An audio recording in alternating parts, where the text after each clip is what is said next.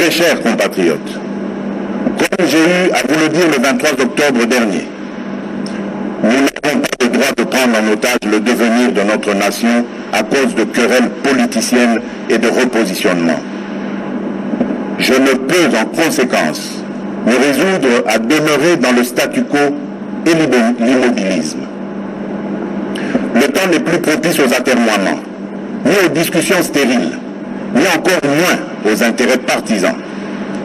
Les replis tactiques et les combats d'arrière-garde n'ont plus aucun sens.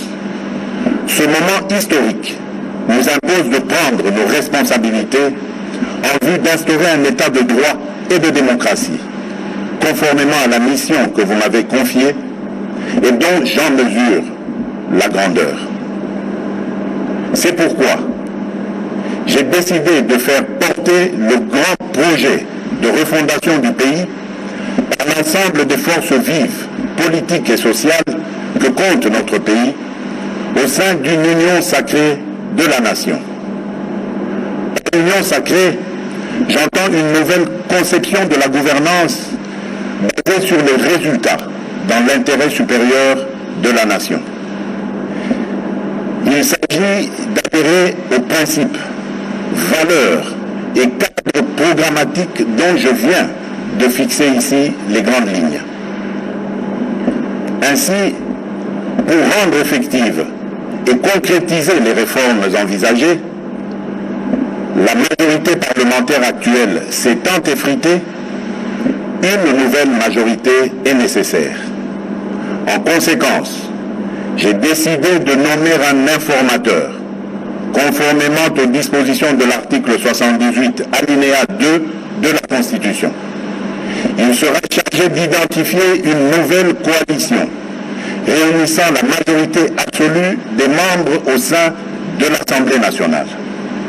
C'est avec cette nouvelle coalition que le gouvernement qui sera mis en place au plus vite conduira son action durant le reste du quinquennat suivant la vision, dans le but de répondre aux aspirations du peuple.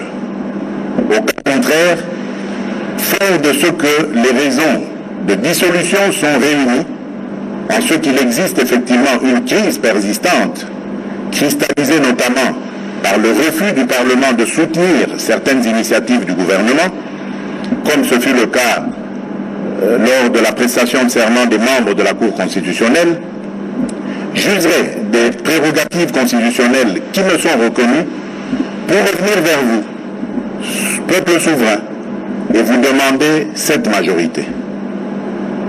Mes très chers compatriotes, forces vives de la nation, députés nationaux et sénateurs, le moment est ainsi venu de réunir toutes les bonnes volontés, quelles que soient leurs origines politiques, philosophiques ou ethniques, pour donner un nouvel élan à notre destin national dans l'union sacrée de la nation, et que le Congo, notre cher et beau pays, dont le peuple est le bouclier et la force de dissuasion, cesse d'être un problème pour nous-mêmes et pour le monde.